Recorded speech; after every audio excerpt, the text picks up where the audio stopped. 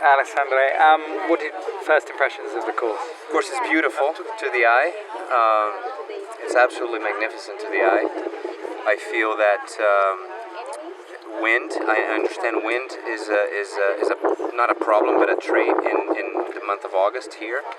And when that happens, then this place is going to be quite hard.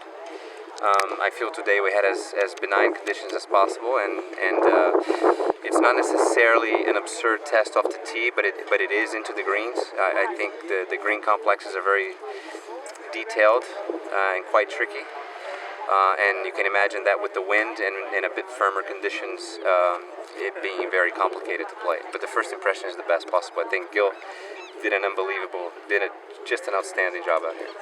And does it remind you of other courses you played around the world? Yes, it does actually. It reminds me of Australian golf. It reminds me of places such as Royal Melbourne and a couple other gems out there in the sand belt.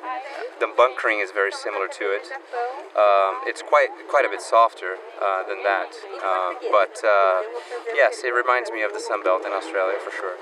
And in your own attempts to qualify to grab that spot, although I know this is just an exhibition, but it must be good for your confidence to shoot a good score around here. Sure. I mean, more than anything, it's we're opening the course in front of the world media, and nobody wants to be embarrassed out here. You know, you try to put up a good number at least, and be able to give them a decent amount of good golf play, so that they can make a correct assessment as to how the course is playing. I thought that was key. I was very focused on being able to play well enough that I can give them something to study, and I think that's been accomplished, so I'm happy with it.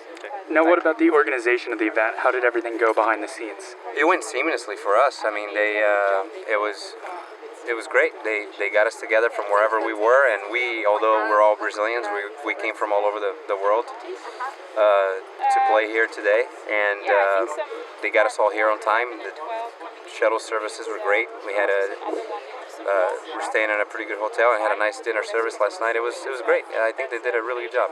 What do you think this kind of course means for the future of golf in Brazil? I'd like to think that it would mean just that in the future. I think we have plenty of land in this country to be able to make more courses like this.